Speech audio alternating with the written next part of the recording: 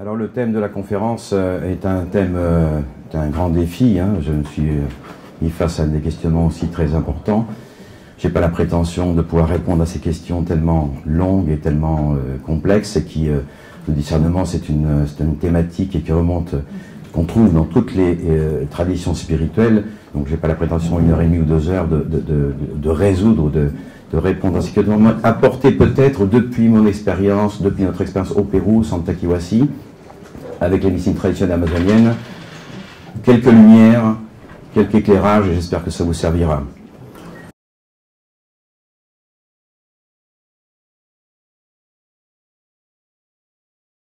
Si j'ai choisi ce thème, c'est parce qu'on se trouve actuellement, enfin c'est notre expérience aussi, je rencontre beaucoup de gens qui viennent nous voir et qui sont dans un discours que je qualifie New Age. Alors bon, New Age, c'est une mouvance très vaste, mais dans ma bouche, c'est plutôt, je l'utilise dans un terme un peu péjoratif ou négatif. Il y a aussi des choses positives dans New Age. Et qui donc nous disent qu'ils ont eu des contacts, des informations, des révélations, des insights, des rêves, des pensées, des émotions intérieures, avec des anges, avec des guides, avec des inspirateurs, avec des entités, avec des maîtres intérieurs, etc. Et en fait, ce que j'observe, c'est le manque énorme de discernement sur qui parle dans ces situations. Est-ce que c'est moi qui parle? Est-ce que c'est mon inconscient profond? Est-ce que c'est des élaborations mentales de mes projections, mes désirs, etc. Est-ce que c'est Dieu qui parle? Ou la divinité à travers des plantes, à travers des rêves, à travers des écritures automatiques?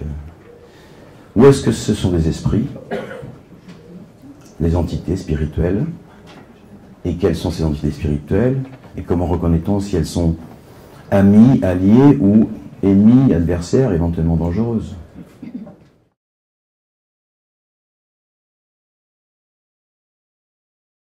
Donc on voit qu'il y a 2 niveaux de discernement. Le premier discernement qui concerne la distinction entre ce qui est d'ordre psychique et d'ordre spirituel.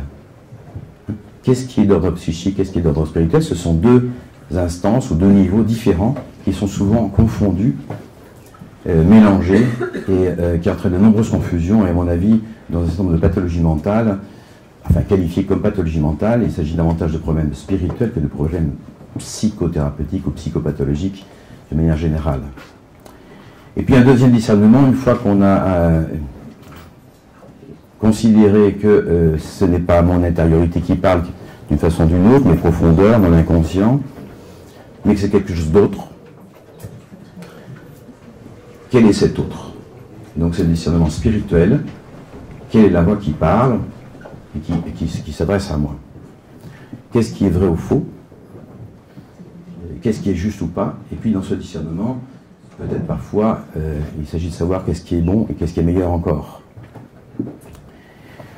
Dans une question qui est très, très complexe, et discerner, c'est voir mieux.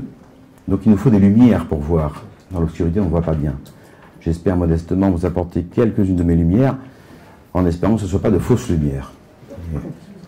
Dans le travail qu'on fait par exemple avec les plantes, que je ne nommerai pas puisque c'est interdit en France, mais vous avez deviné, il peut y avoir aussi des fausses lumières. Et parfois, il arrive que des personnes, par exemple, aient des visions où ils voient les lumières de Las Vegas, des néons qui scintillent, etc. Là, on peut pratiquement être sûr que ce sont des fausses lumières.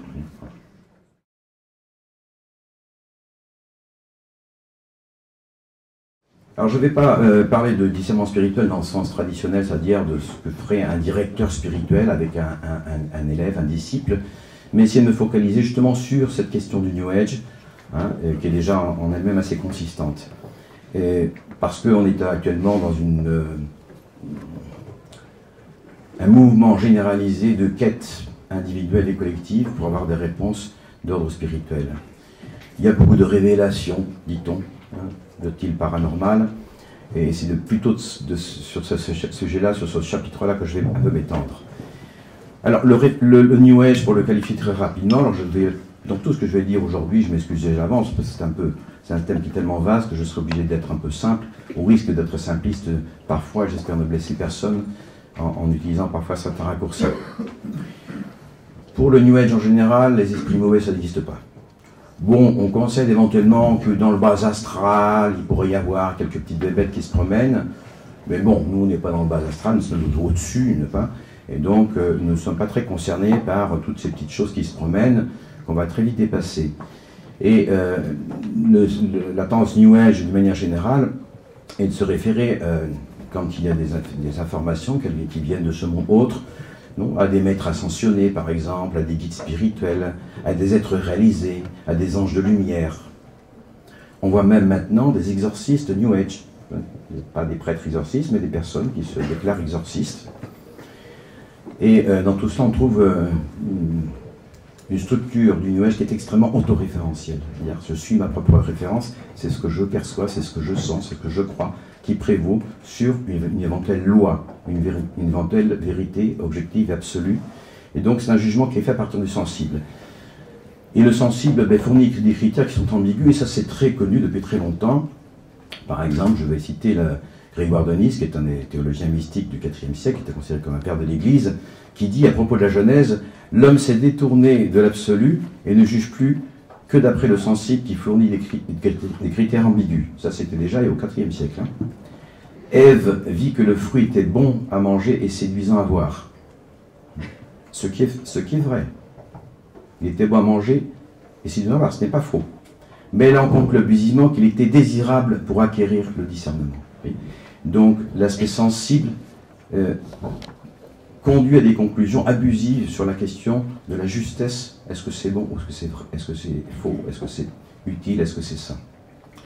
Donc, c'est l'interprétation de Grégoire de Nice sur le péché originel, c'est l'acquisition du discernement d'après le sensible, d'après des critères de sensible, des perceptions, et non pas d'après la loi divine.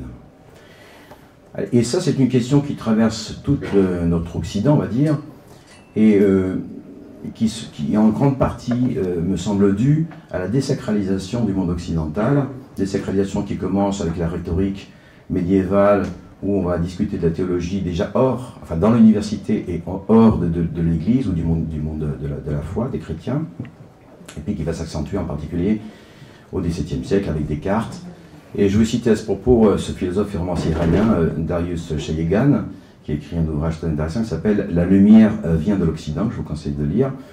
Et il raconte, et à mon avis, je partage son avis là-dessus, que les anciennes ontologies du monde se sont effondrées. Le monde s'est désacralisé. Et à partir de là, il n'y a plus de raison avec un R majuscule, il n'y a plus de logos avec un L majuscule, il n'y a plus de vérité avec un V majuscule. L'homme moderne est riche de plein de choses, de technologies, de connaissances, de moyens de communication, etc., une grande culture éventuellement, mais il n'a qu'une spirituelle dramatique. On pourrait dire au sens jungien, puisque je me réfère un peu à Jung dans tout ce que je vais dire aujourd'hui, pour le critiquer aussi, qu'il y a un phénomène d'introjection, c'est-à-dire que la modernité a en quelque sorte évacué la magie de notre monde. On ne s'intéresse plus qu'au sensible, Dieu est mort, donc voilà, que ce qui compte c'est simplement ce qui est d'ordre matériel. Et donc notre inconscient est devenu en quelque sorte volcanique.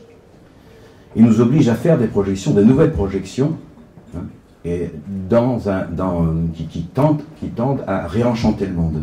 Et c'est ce qu'on voit actuellement dans ce New Age, c'est-à-dire des projections multiples qui tendent à réenchanter le monde. On est accompagné d'anges, on est accompagné d'êtres de lumière, on communique à distance. On a besoin absolument de réenchanter ce monde qui est désacralisé, sec, morne, triste, dépressif, plat. Nous avons perdu, ma formation médicale à l'université, je n'ai eu absolument aucun enseignement sur la dimension symbolique, par exemple. Mais ça, je crois que c'est très général. Nous vivons dans un monde qui est un monde ontologique éclaté. Les images, les mythes, les symboles, comme le dit Darius Shayegan, n'ont plus de lieu d'accueil comme autrefois. Autrefois, on savait très bien, par exemple, où ranger les anges. Aujourd'hui, les anges peuvent sans doute à nouveau exister, on le voit, mais on ne sait plus où les voir. On ne sait plus ni à quel niveau, ni dans quelle catégorie. Et n'ayant plus d'espace attitré, ces nouvelles projections deviennent des fantômes, dit-il. Et on peut se demander si ces fantômes ne sont pas parfois des démons. D'où le pullulement de courants, de sectes, de gourous, de chamans, et un immense brassage syncrétique de toutes les croyances, de toutes les idées. Alors c'est à la fois intéressant dans le sens où ça peut ouvrir sur un nouveau paradigme, Je crois qu'on est dans cette moment de transition, mais c'est aussi extrêmement dangereux quand on croit ingénument que tout cela se passe de manière tranquille et qu'il suffit d'avoir de la bonne volonté, de la bonne foi et tout ira bien. Alors, dans notre expérience clinique à nous, nous observons, je vais m'expliquer de ne pas donner tous les éléments, je n'aurai pas le temps de faire ça, mais ce qu'on appelle des infestations, donc des parasitages pour les entités spirituelles qui sont généralement non identifiés. Et la notion d'infestation est difficile à faire passer parce qu'elle a le double handicap d'être prise en compte ni par les thérapeutes de la médecine occidentale, ni par les ecclésiastiques en général. D'autre part, les infestations entraînent des troubles psychiques. Quand on est infesté, il y a des conséquences sur le plan psychique. Mais si on a des troubles psychiques, c'est plus facile d'être infesté. Donc il y a une espèce d'aller, de va-et-vient entre ces deux dimensions de psychique et de spirituel qui font qu'il est extrêmement difficile de discerner qu'est-ce qui est d'ordre psychique, émotionnel, affectif, et qu'est-ce qui est d'ordre d'un parasitage extérieur. Donc il n'y a pas en plus de séparation absolue entre ces deux dimensions. Et vous voyez, donc, il y a une autre problématique, c'est que les ecclésiastiques en général ont tendance à parler des possessions, c'est-à-dire des infestations majeures, qui sont extrêmement rares, qui existent quand même. Mais bon, voilà, c'est le film Exorciste, si vous voulez, avec la tête qui fait 180 degrés, des choses épouvantables. Et donc, ça, évidemment, ça existe, mais c'est extrêmement réduit.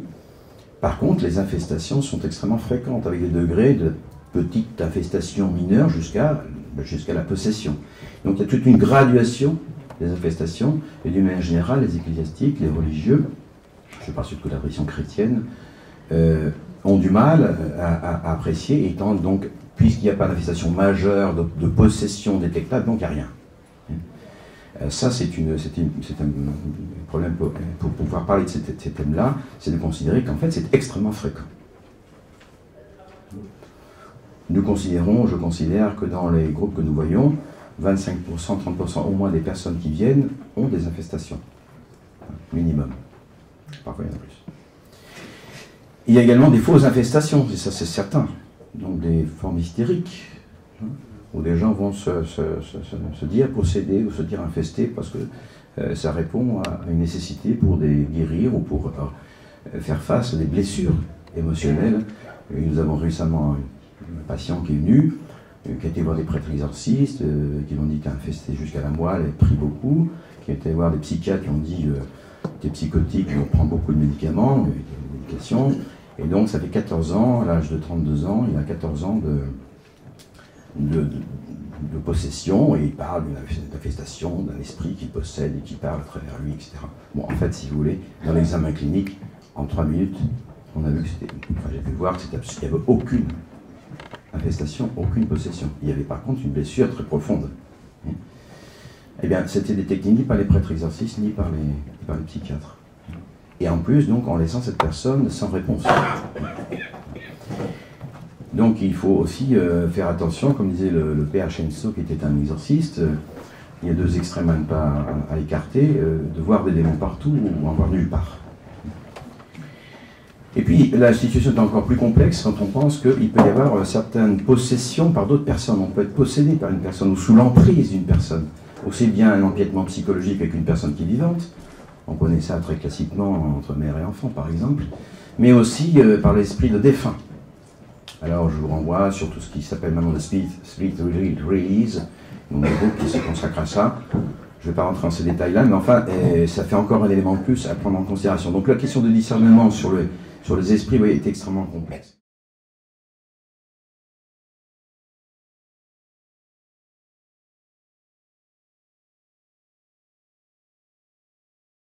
Le message de la psy en général, donc psychiatrie on va dire, c'est que également les esprits mauvais n'existent pas, tout ça c'est des projections, ce sont des créations d'imaginaire, des élaborations mentales pour fuir le réel, cependant, peu à peu, on observe qu'il y a tellement de cas de pathologies qui sont de plus en plus patents que la psychiatrie commence à se poser quand même quelques questions.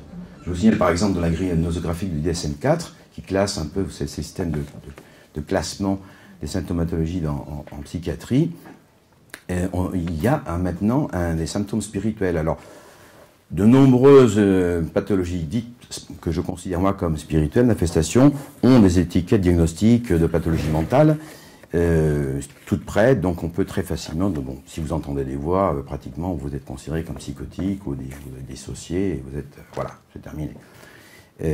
Mais quand même, à part des observations d'ethnopsychiatrie en particulier, dans des populations africaines, asiatiques, le DSM-4 maintenant reconnaît l'existence, alors je cite, de troubles dissociatifs non spécifiés, comme par exemple le DTD, qui est le Dissociative Trance Disorders.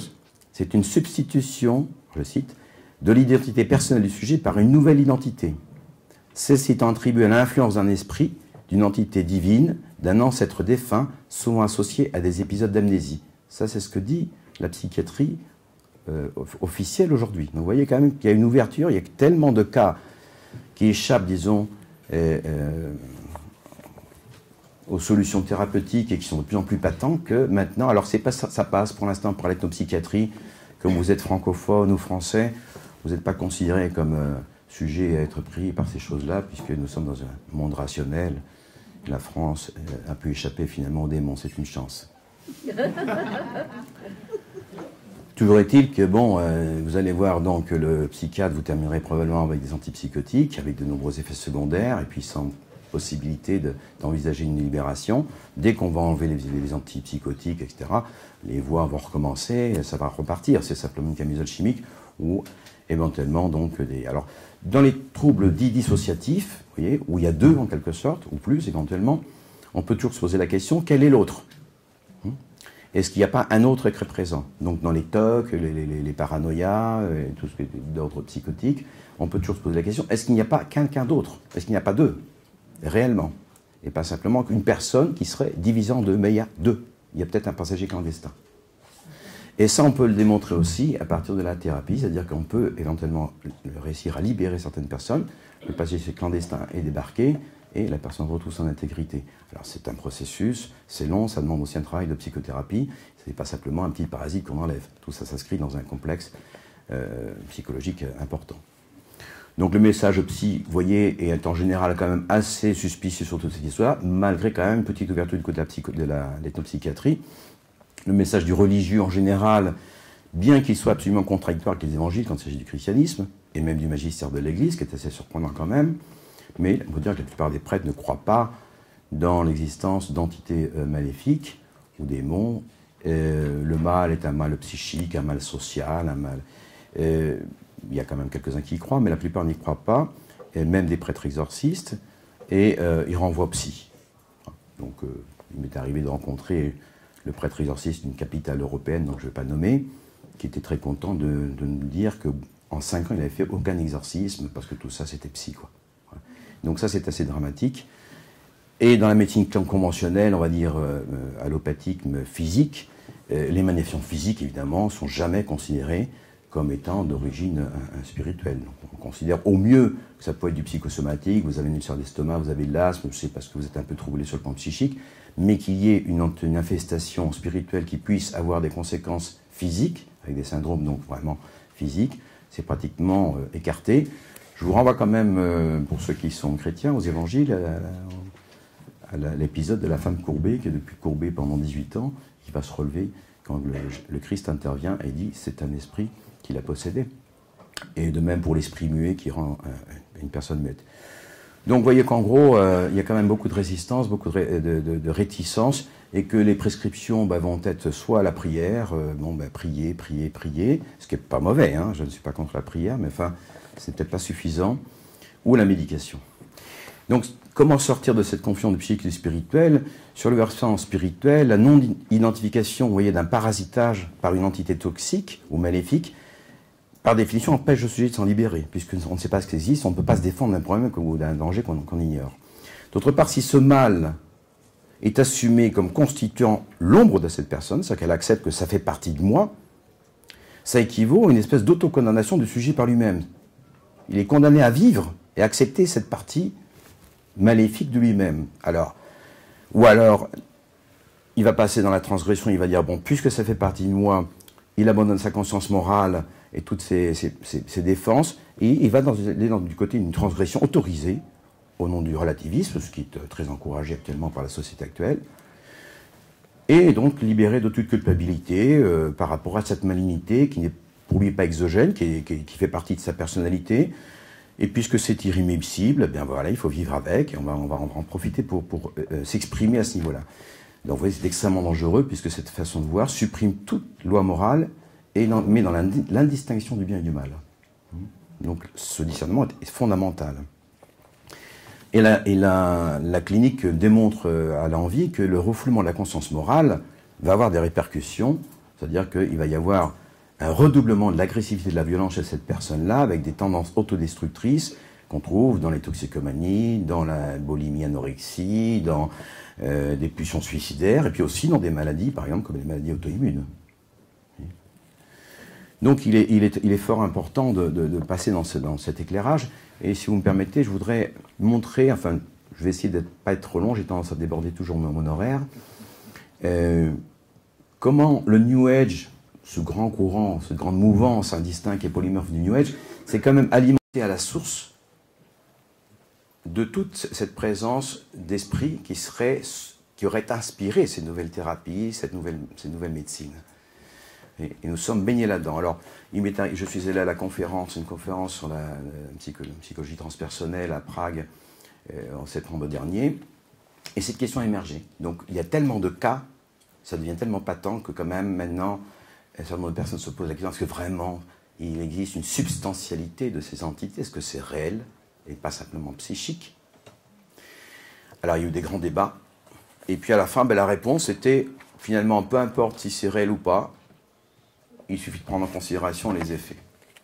Alors évidemment, vous voyez, donc on botte en touche, en quelque sorte, en s'épargnant le fait d'aller faire une thérapie réelle, parce que s'il s'agit vraiment d'entités, la seule solution, c'est l'exorcisme et l'expulsion.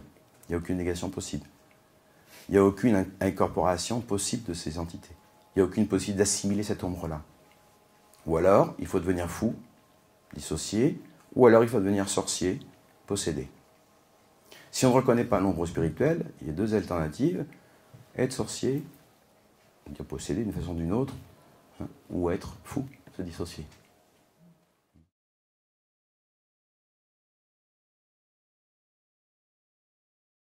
Alors, il y a énormément d'exemples, je vais en citer quelques-uns, mais je voudrais dire qu'il y a quand même un certain nombre de constantes qu'on trouve dans cette dynamique, disons, du New Age. D'abord, c'est qu'en général, il s'agit toujours d'inspirateurs. Alors, on parle des anges, d'esprits, d'entités, de maîtres ascensionnés, de fraternité blanche, etc., etc. Elles ont en commun pratiquement toute la réfutation du christianisme, en considérant que le message du Christ aurait été trahi, il a été tergiversé, manipulé, détourné par l'Église, par les ecclésiastiques, et enfin maintenant, il y a une voix authentique qui vient nous dire ce qu'il en était.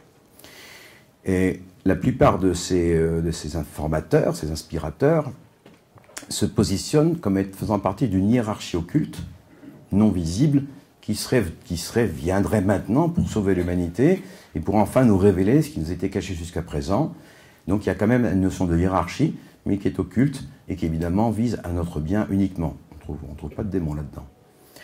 La transmission des informations, des révélations se fait par channeling, d'une manière générale, c'est-à-dire tout ce qui va être la communication à travers le spiritisme, à travers l'écriture automatique, à travers des formes de médiumnité différentes. Voilà. On trouve pratiquement toujours un certain anonymat des récipiendaires, c'est-à-dire que les gens qui reçoivent ces informations sont tellement humbles qu'ils ne donnent pas leur nom, donc vous êtes obligé de croire qu'il y a des informations. Alors vous avez de nombreux textes, comme sur Internet vous allez en trouver de nombreux, où le mystique est tellement humble qu'il ne vous dit pas qui il est, donc vous avez un texte et vous dites voilà, il faut que vous croyez ça sur parole. Bon. Donc il y a beaucoup de possibilités là-dedans. Et même si donc le Christ était détourné par l'Église, cette fois-ci on va en faire une récupération et on va colorer très souvent, ces nouvelles révélations par un néochristianisme et par la révélation de la véritable énergie christique. Voilà, non, on est dans l'énergie. Donc il n'y a pas d'être, il y a une énergie. C'est comme le néon, mais un peu plus fort. Voilà. Dans le fond, il y a des lignes de fond qui parcourent tout cela, qui sont un petit peu le fond gnostique, des sources orientalistes, surtout des sources qui viennent du 19e siècle, et des anglo-saxons en Inde, en Birmanie, donc tous les anglo-saxons dans le monde asiatique, et puis au début du XXe siècle aussi. Alors, je ne vais pas développer la question de l'agnosticisme, c'est aussi un chapitre très long. Enfin, on peut dire en gros très rapidement que selon les grands courants gnostiques, les hommes, enfin les êtres humains, sont donc des âmes divines qui seraient emprisonnées dans un monde matériel créé par un dieu mauvais, un démiurge, n'est-ce pas? Et que il faut sortir de... Alors c'est un dieu qui est très souvent assimilé d'ailleurs à l'Ancien Testament, au dieu de l'Ancien Testament, hein, donc un dieu de justice, méchant, violent, cruel, etc. Et nous sommes la proie de cette entité malfaisante, de ce dieu, de ce démiurge malfaisant. Nous sommes emprisonnés dans un corps humain, donc il y a un rejet de l'incarnation, un rejet du corps. Il faut essayer de redevenir de purs esprits, ce qui est proprement luciférien. Et l'humanité ne peut redonner à sa place qu'à travers la connaissance. Donc le gnostique, c'est la connaissance pour la connaissance. Il faut connaître, et la connaissance va être acquise à travers les initiations, ce qui va créer des élites, des initiés.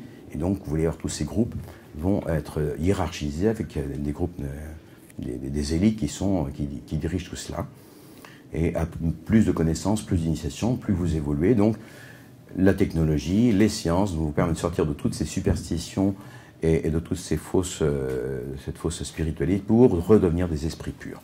Donc le monde matériel est quelque chose de très mauvais, ça m'a même amené à refuser dans certains groupes gnostiques, ils ont refusé le mariage, la procréation, il y en a d'autres qui prétendaient que leur âme était aliénée de ce monde, et puis puisque notre âme est aliénée dans un monde matériel qui est mauvais, bon, on peut faire ce qu'on veut, parce que ça n'a aucune importance, aucune conséquence. Encore une fois, abolition de la loi morale, de la conscience morale, et allons-y, on fait ce qu'on veut, de toute façon, il faut aller jusqu'au bout du péché, pour l'épuiser en quelque sorte, style Rasputin par exemple.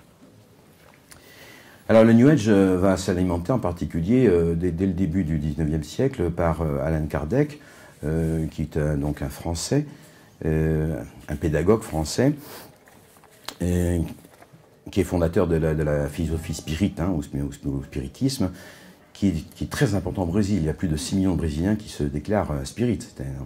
C'était un homme qui était positiviste, un grand positiviste, et donc qui se réclamait de la science. Et donc c'est une constante aussi qu'on va voir, c'est que toutes ces personnes, ou tous ces courants se réclament d'une position scientifique, rationnelle, scientifique, matérialiste, technologique. Et donc il va commencer en fait à superviser des séances de table tournante, comme don positiviste, on lui demande de faire ça. Et les tables tournantes viennent des États-Unis, en 1855 en Europe à peu près. Et il s'appelait Hippolyte Léon Dénisin Rivali. Voilà, et il s'appellera désormais Allan Kardec, nom qu'il pense correspondre à celui qui porte dans une vie antérieure où il était druide. Voilà. Et donc il va converser pendant des années par le biais de différents médiums avec toutes sortes d'esprits, et il écrira finalement le livre des esprits, le livre des médiums et d'autres ouvrages qui vont servir de base un peu à tout le courant du spiritisme qui est encore extrêmement développé. Dans la deuxième partie du XIXe siècle, eh bien, c'est la théosophie qui va naître en 1875. La société théosophique est lancée par Helena Blavatsky, et elle dit clairement que le but déclaré, alors je cite, est d'effacer le christianisme de la surface de la Terre. Ça c'est clair au moins. Et elle est inspirée par une entité qu'elle appelle le Tibétain. Alors, je vous laisse deviner qui c'est ce Tibétain. Bon, et elle va écrire à partir des informations qu'elle va recevoir de ce Tibétain, de cet esprit tibétain, la doctrine secrète, qui va fonder un peu la théosophie, et ça va être repris ensuite par Alice Bailey, qui va être elle aussi inspirée par le Tibétain. Donc elle poursuit l'œuvre de Blavatsky, elle écrit différents ouvrages, et elle-même se réfère à une hiérarchie occulte, et plus située peut-être dans le monde hindou, donc de l'Inde. Au final, en 1922, elle fondera le Lucifer Trust. Voilà. Donc effectivement, ça aboutit à ce qui devait être.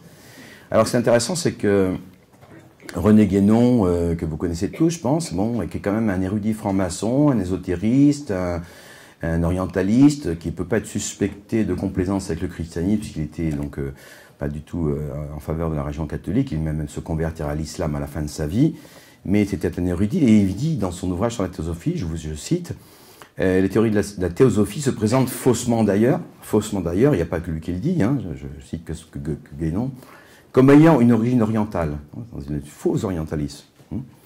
Et si on a jugé bon d'y joindre depuis un certain temps un pseudo-christianisme d'une nature très particulière, donc vous voyez là, néo-christianisme encore une fois, il n'en est pas moins vrai que leur tendance primitive était au contraire franchement antichrétienne. Hein. Notre but, disait alors Madame Blavatsky au début, n'est pas de restaurer l'hindouisme, mais de balayer le christianisme de la surface de la terre. Voilà, là aussi c'est clair.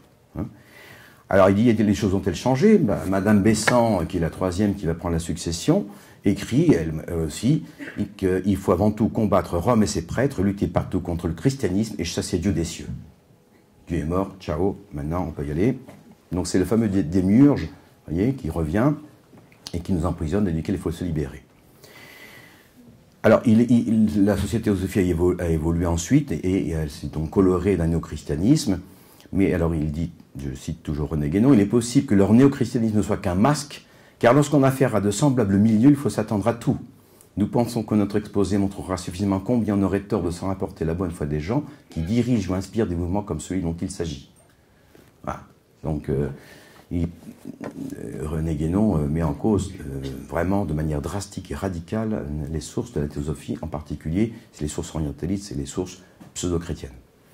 En 1914, on aura un tarologue bulgare qui s'appelle Peter Denov, qui va proclamer l'ère du Verseau et qui va commencer à enseigner à propos du Christ, dit-il, parce qu'il était accompagné d'une fraternité blanche, de White Brotherhood, qui est un groupe d'êtres parfaits qui lui enseignent, et qui enseignent qu'est-ce que c'est que la création, l'univers, et c'est eux qui dirigent l'univers dans le monde occulte, dans le monde invisible, et cette hiérarchie spirituelle, occulte, donc, va lui dicter, avec un groupe de confrères, par écriture automatique, l'histoire et la structure de l'univers, et tous ces gens-là souhaitent rester anonymes, encore une fois, vous voyez. Ils sont tellement humbles, n'est-ce pas?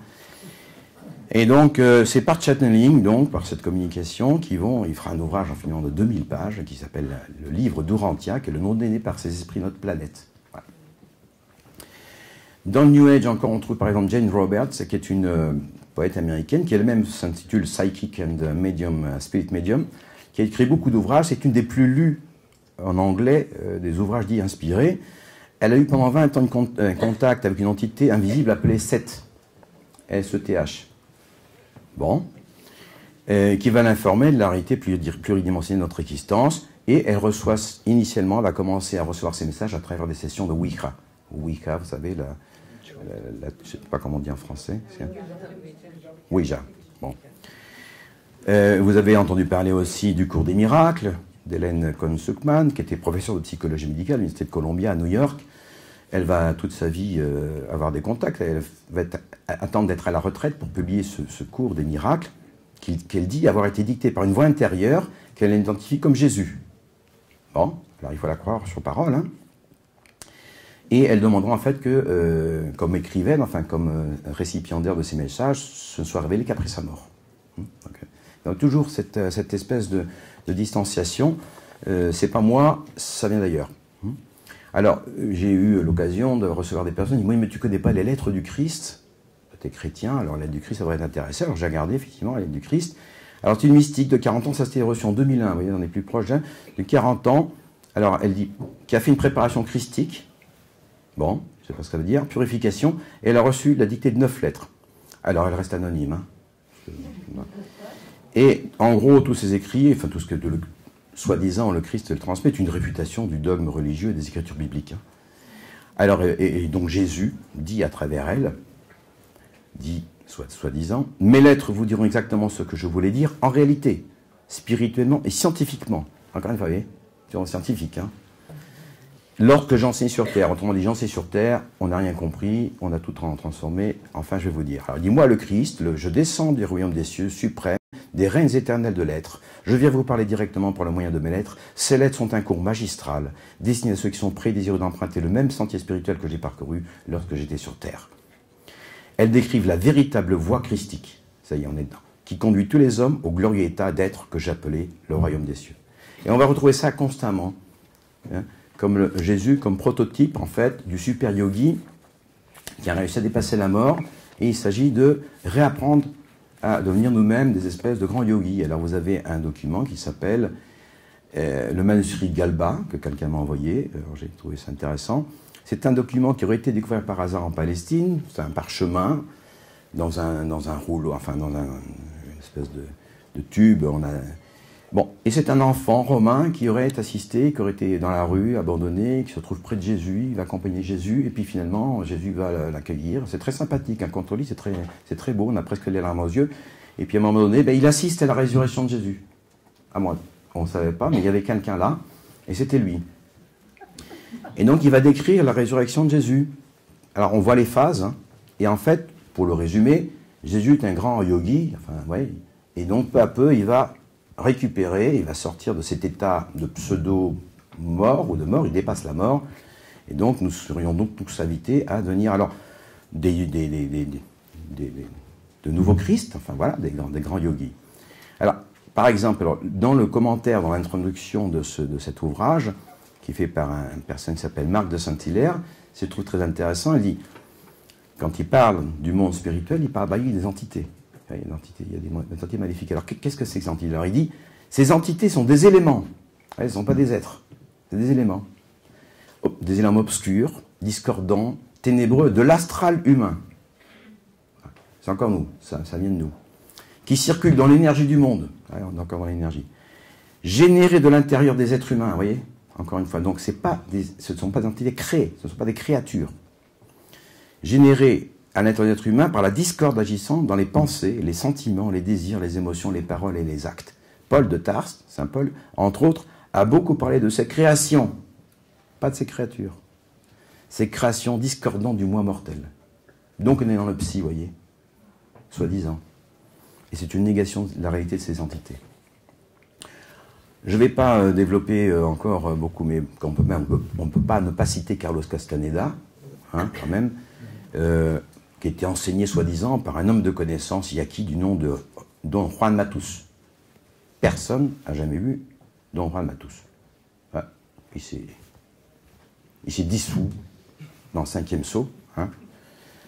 Et ça a quand même fait fin aux 28 millions d'exemplaires en 17 langues. Bon, et alors à la fin de son processus, je passe sur Castaneda, qui est en fait un péruvien de Caramalca, qui a joué beaucoup sur les mystères, sur les doubles, cacher sa personnalité, etc., va créer à la fin de son processus de vie, quand il était presque à la retraite, ce qu'il appelle un tensegrity, qui décrivait lui-même comme la version moderne de passe magique des chamans du Mexique de l'Antiquité. Voilà, alors à la fin ça se termine. Alors j'ai vu les passes magiques, et vraiment c'est un 2 pas en avant, 1 pas en arrière, en gros c'est ça, c'est vraiment... Voilà, et avec ça, vous rentrez dans le rêve des chamans de la lignée de Don Juan. Voilà. Et là vous allez croire vos pouvoirs de guérison de manière extraordinaire. Donc, je vous conseille la tensegrity, c'est quand même, ça peut se faire à domicile. Il suffit d'avoir un petit espace. Il faut faire 2 pas en avant, 1 pas en arrière, c'est bon. Je ne peux pas ne pas citer le dialogue avec l'ange de Gita Malas. Donc, ça en 1943, en Hongrie, il y a 4 jeunes gens qui vont se regrouper, 300 juifs, une catholique. Ils se regroupent pour réfléchir, discuter sur les questions spirituelles. Ils ont une même fin spirituelle, bien qu'ils ne soient pas pratiquants de leur propre religion, juive ou catholique. Et ils essayent de faire un point sur un problème personnel. Puis un jour, une des participants, qui s'appelle Anna, va dire tout d'un coup, attention, ce n'est plus moi qui parle. Et là, elle va commencer à avoir des messages, et pendant 17 mois, des forces de lumière. Alors les 4 amis vont appeler ces forces de lumière des anges, ou des maîtres intérieurs, vont s'exprimer par la bouche de Anna. Ça va se terminer dramatiquement. Les trois d'entre eux qui sont juifs vont aller dans un camp de concentration, vont mourir. Et Gita va pouvoir, qui survit, va venir en France et finalement écrire ce fameux dialogue avec l'ange que certainement beaucoup d'entre vous avez lu. Là, pas de jugement précis sur toutes ces choses-là, mais qui parle dans tout ça? Et le New Age, on est envahi, disons, de multiples sources. Qu'est-ce que c'est que ces révélations? Alors, comme j'ai parlé de Jung, en parlant puisque Jung est un peu la référence de ce texte, de cette intervention sur le discernement, je voudrais quand même raconter que le fameux Jung était lui-même inspiré par des esprits. Et c'est lui qui le dit. Il était inspiré par 2 esprits qui s'appelaient Philémon et Basile. Dans une note, alors je ne vous donne pas l'étage, pour pas l'être, qu'il écrit une personne, il dit la chose suivante. Dans chaque cas individuel de patient, de personne, je me dois d'être sceptique. Mais sur le long cours, je dois admettre que l'hypothèse des esprits donne de meilleurs résultats dans la pratique que n'importe quel autre. Et ça, c'est typique de Jung. C'est-à-dire que, en fait, ça doit exister, c'est probablement... Mais scientifiquement, je ne peux pas le dire parce que je vais perdre mon statut de scientifique. Donc, on trouve chez Jung la chose et son contraire tout le temps. Et une espèce d'ambiguïté qui va avoir du mal à dépasser. Vous savez qu'il y a donc quand même beaucoup de critiques à son sujet.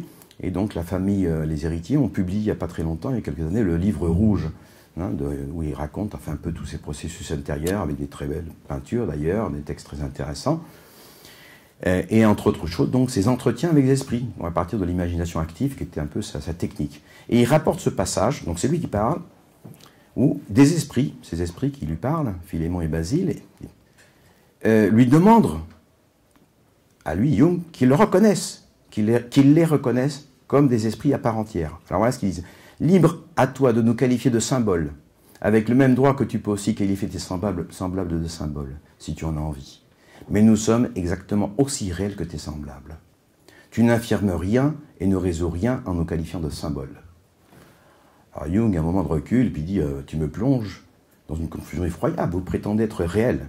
Réponse, bien sûr, que nous sommes ce que tu nommes réel, nous sommes là, et tu dois nous accepter. Tu as le choix. Alors bon, donc la réduction de l'ombre à des problèmes uniquement psychiques pose question, et vous voyez que Jung lui-même n'est pas très clair là-dessus. Alors ça sera beaucoup reproché à Jung, moi aussi je me joins à ceux qui lui reprochent là, et en particulier il y a un ouvrage de Richard Noll, qui est un critique de Jung, qui s'appelle Le Christ arien, que je vous recommande aussi, parce que Jung se situe dans la communauté des esprits, et la plupart des gens qui rencontrent Jung dans cette espèce de communauté des esprits, où il échafaude un mythe. Et Ma vie, son ouvrage Ma vie, est en fait considéré comme un mythe personnel, une espèce d'évangile contemporain qui jetterait les bases d'une nouvelle religion. Et Denis Bijou-Duval, qui est un écrivain français, dit que Jung ne craint pas, dès les années 50, de se faire le prophète de l'ère du Verseau.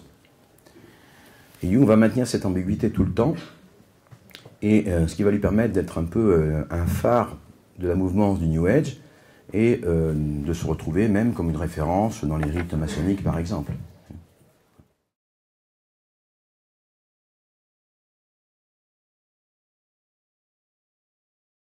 On pourrait continuer, il y a la liste, vous voyez que le New Age est interpénétré d'informations, de révélations qui viendraient d'un ailleurs, et puis qu'il faudrait donc discerner. Et donc, qu'est-ce que c'est que cette ombre psychique dont nous parle Jung, qui est celui qui l'a plus développé? L'ombre psychique, ce serait une espèce d'entrepôt, où nous accumulons un peu inconsciemment toutes les caractéristiques de notre personnalité que nous rejetons, ou que la société rejette. C'est donc une partie de nous-mêmes que nous n'aurions pas à voir ou à connaître.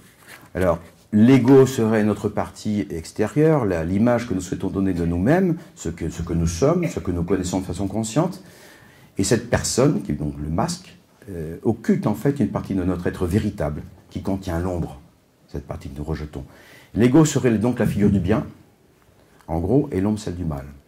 Il s'agit là, dit-il, enfin, d'un processus culturel, au départ en tous les cas. Et là, encore une fois, vous voyez que si l'ombre est un processus culturel, c'est-à-dire que c'est une répression dans l'inconscient profond à cause du jugement social, de nouveau, on élimine la conscience morale. Il n'y a plus de conscience morale. C'est ce que dit la société, c'est ce que dit l'autre, c'est ce que dit les lois, les religions, les dogmes, tout ce qu'on veut extérieur à moi, qui va déterminer ce qui est bien ou mauvais. Et donc, il n'y a pas de conscience morale chez l'être humain à ce moment-là. Et ça, c'est une chose extrêmement grave. Et il va plus loin, Jung va aller plus loin, puisqu'il va dire que ces éléments, enfin ces caractéristiques qui sont rejetées, qui sont occultées, acquièrent une vie propre. Elles deviennent autonomes. On ne sait pas très bien comment, hein. Et elles peuvent se transformer en terribles monstres. Ce qu'on appelle nos démons intérieurs. Et donc, dans le langage courant, tout le monde dit oui, j'ai mes démons intérieurs, il faut que je lutte contre mes démons intérieurs, mais personne ne croit vraiment que ce sont des démons. On dit non, c'est des parties de moi-même, c'est mon mauvais caractère, c'est... Bon. Mais est-ce qu'il y a-t-il vraiment des démons intérieurs? Et sont-ils simplement des aspects psychiques, des caractéristiques de notre personnalité que nous rejetons? Donc vous voyez que l'ombre dans ce contexte-là, c'est une espèce de jumeau ou de double psychique, une espèce de miroir opposé à notre partie consciente. Ça, c'est l'ombre au sens initial, puis après, l'ombre va s'enrichir, en fait, parce que l'ombre n'est pas simplement négative, elle comprend aussi des éléments positifs, des qualités, des forces, des aptitudes, que nous avons des difficultés à reconnaître, parce que ça nous fait peur, ça nous effraie, on n'a pas envie d'assumer, c'est trop. Alors par peur, par répression sociale aussi, répression culturelle, on va projeter ces éléments positifs de notre qualité sur des personnages extérieurs, donc des figures héroïques.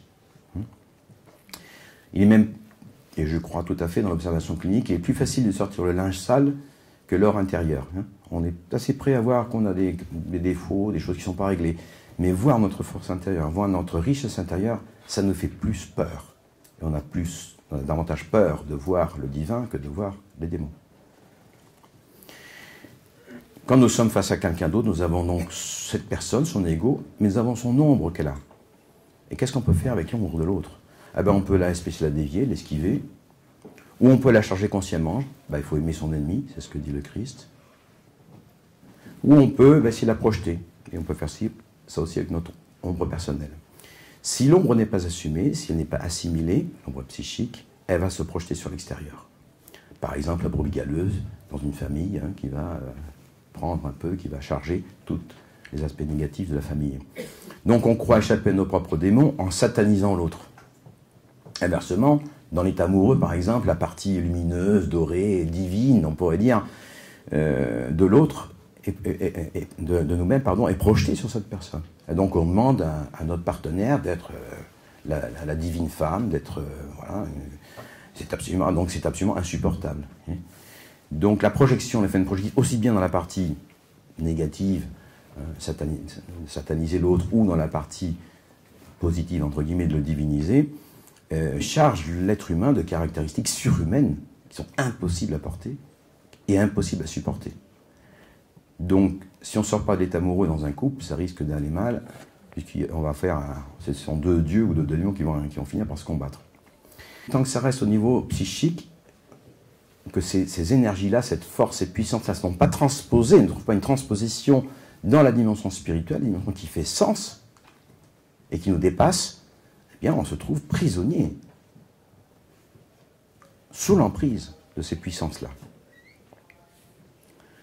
Alors Gandhi avait un mot qui est intéressant à ce propos-là, il dit « Si tu continues avec le vieux code de justice, œil pour œil, dent pour dent, tu finiras dans un monde d'aveugles et d'édentés. » Il faut dépasser ça.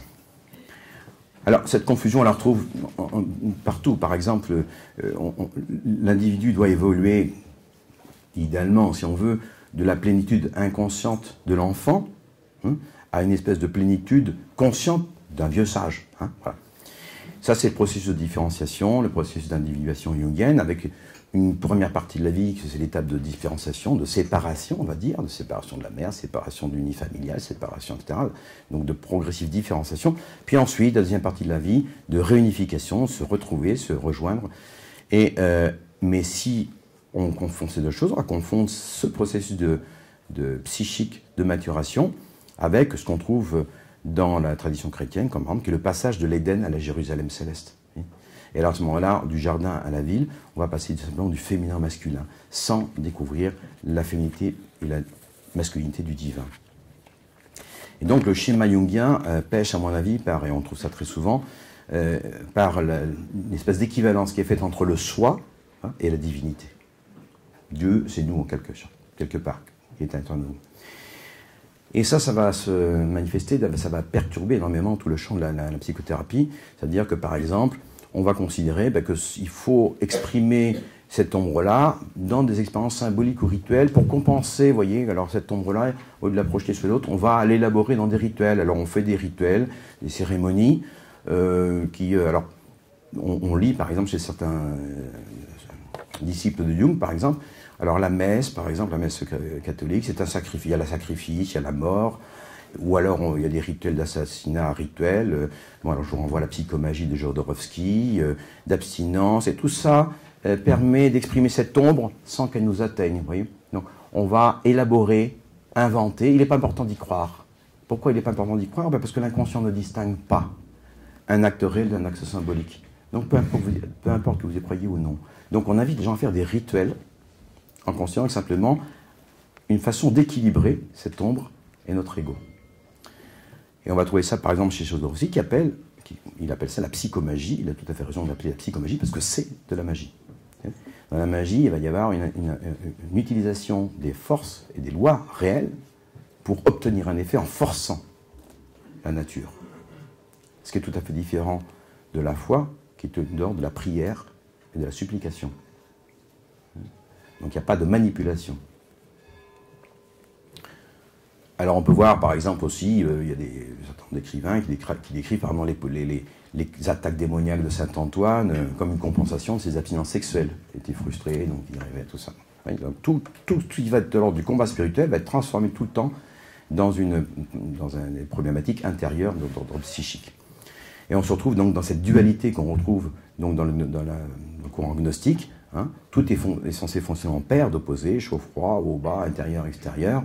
Hein, et c'est la fameuse conjonction des opposés qu'on trouvera chez Jung, qui va nier, qui va refuser. Alors là, il était hystérique, il était vraiment très agressif quand on touchait cet endroit-là. On lui était un sage, comme ça, que ça pipe, très tranquille. Hein. Quand on lui disait que dans la conception théologique chrétienne, Dieu est la summum bonum, c'est-à-dire le suprême bien, il disait c'est une négation du mal, et le mal est pourtant patent. Et parce que si on ne considère pas les choses comme en 3 étages, le monde créé, sensible, c'est celui qui est dans la création. Un monde créé, non visible, ce sont les esprits, les entités qui sont créées. Et la divinité. Quand on rentre dans le monde spirituel, on n'est pas en contact direct avec la divinité, on passe d'abord par des médiations qui sont les médiations du monde spirituel, des esprits. C'est pour ça qu'il est important de savoir quels sont ces esprits. Si on élimine l'existence tangible et substantielle de ce monde intermédiaire, on pense accéder directement à Dieu. Et donc c'est un des grands problèmes. Alors Jung le reconnaît quand même, hein, l'intégration des archétypes du divin, c'est devenir fou. Hein. Alors, si on reste sur le niveau simplement psychologique, on est dans l'ambivalence, c'est-à-dire dans une contradiction permanente entre mon ombre, mes parties négatives, ce qui est mauvais en moi, et ma partie bonne. Et cette contradiction est un non-sens. C'est terrible. Et c'est ce qui nous touche beaucoup actuellement, c'est de voir ce non-sens qui préside chez beaucoup de nos contemporains, qui sont conscients à la fois de leur partie positive, bonne, saine, etc., mais en même temps qui savent qu'ils ont une ombre. Il y a quelque chose qui ne va pas chez eux, chez nous. Il y en a qui sont là-dedans, évidemment. Et cette contradiction provoque des souffrances terribles. Si on reste au niveau psychologique, si on passe au niveau de l'expérience religieuse, alors le trésor se trouve au milieu des immondices, n'est-ce pas ? Là où le péché abonde, la grâce surabonde, c'est-à-dire que nous trouvons un moment où on accepte, on souffre de cette ambivalence, dans le sens traditionnel du mot souffrir, hein, souffrir que je vous dise de telle chose, c'est-à-dire supporter, on supporte l'ambivalence, on permet cette ambivalence, de valence, pas l'ambiguïté, de valence, on supporte cette confusion initiale, c'est un acte de foi pour laisser se faire la guérison et accepter la grâce. La grâce viendra quand elle voudra venir, ça vient d'un ailleurs qui me déplace, ça vient de la divinité. Donc soit on sort, on reste dans ce monde psychique, dans une contradiction qui est insensée, soit on arrive à faire ce saut de la conscience, traverser le moment où on se sent, comme ça nous est arrivé tous à un moment neutre, lorsqu'on ne peut plus continuer dans la vie, on n'y arrive plus. L'ego est vaincu quelque part, hein, on est au bout du rouleau, on ne sait plus quoi faire. Eh bien là, dans ce moment-là, il y a une émergence possible de la grâce. Et il nous faut quelque part descendre dans ces enfers avant de prétendre monter au paradis. Ça, même Marie-Louise von Franz le reconnaîtra. Hein. Accepter de descendre dans ces enfers en acceptant d'être tiraillé, d'être écartelé, d'être crucifié. Souffrir cela, le supporter en priant, en demandant de recevoir la grâce. Et la grâce de l'Esprit viendra comme elle veut, quand elle veut, et d'où elle veut.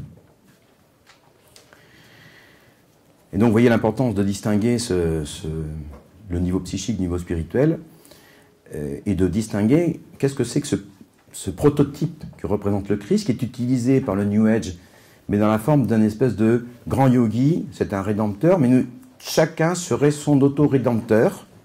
Il suffirait d'apprendre les techniques, d'aller assez loin dans la connaissance pour arriver un jour, peut-être avec des vies successives, peut-être, bon, et à sortir de la mort. Tandis que notre prototype chrétien proprement dit, c'est le Christ qui nous sauve et sépare, donc identification et habitation, si je veux dire, transformation. Comme dira saint Paul, ce n'est plus moi qui vis, c'est le Christ qui vit en moi.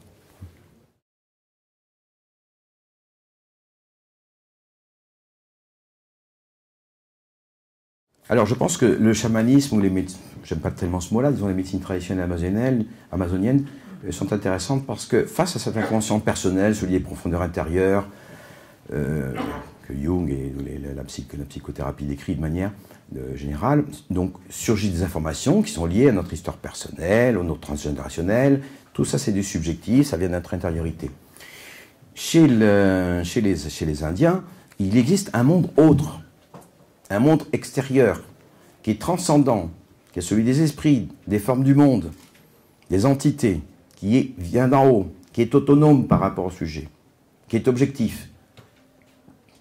Alors vous voyez que Jung dira, oui, les archétypes sont autonomes, sont libres, etc. Donc en fait, il décrit des esprits, mais il garde le mot archétype parce qu'il ne veut pas dire esprit, alors que dans des lettres privées, il le reconnaît. L'archétype de l'inconscient ou de l'invisible, l'inconscient personnel, et cet invisible extérieur se rejoignent dans le cœur de l'homme et dans le corps de l'homme. Et ça, c'est très important, puisque c'est notre corps qui va assumer cette fonction symbolique qui nous permet de nous relier à la conscience profonde, conscience intérieure et conscience extérieure, qui ne sont pas séparées, elles sont séparées parce que je suis dans un langage linéaire, je ne peux pas faire autrement. Qu'est-ce qui va nous permettre de relier ce monde d'en haut et ce monde d'en bas, pour le dire d'une façon? C'est le rituel.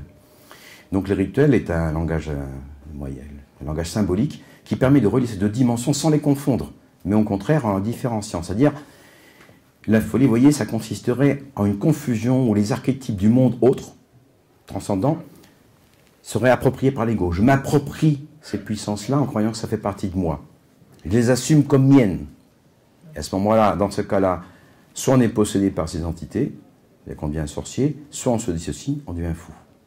Les Indiens disent, en parlant de certaines plantes psychoactives, il faut dominer la puissance des plantes. On doit rester maître de soi-même. Il n'est pas question de s'identifier, de se laisser posséder, se mettre sous emprise de la puissance des plantes et de ce qui peut transiter à travers les plantes. Ce principe de l'analogie, ce qui est en haut est comme ce qui est en bas, ces manifestations du monde en bas subjectif, répondent en écho à celles du monde d'en haut. Ça, on trouve dans beaucoup de traditions, c'est-à-dire que l'analogie est un principe de similitude, mais pas un principe d'identité. Dire je suis comme Dieu, c'est pas dire je suis Dieu. Hein, comme si, donc deux jumeaux, ils se ressemblent beaucoup, mais c'est deux personnes différentes. Donc la similitude n'est pas l'identité. Et donc, dans cette reconstitution de cette hiérarchie, hein, l'analogie restitue une verticalité. Le monde d'en haut est princeps par rapport au monde d'en bas. Le monde de la manifestation, le monde de la création dépend, naît, surgit du monde d'en haut. Il est princeps. Et ça, on le retrouve dans pratiquement toutes les traditions. Il y a une primauté. Alors, dans les traditions indiennes, ce sont les mythes fondateurs des grandes sociétés. On trouve ça dans l'anthropologie ternaire de Fromager, par exemple. On trouve ça ou simplement dans le prologue de l'évangile de Saint Jean. Au début était le Verbe, et le Verbe était Dieu, etc. Donc, il n'y a pas un monde de l'ombre et un monde de la lumière.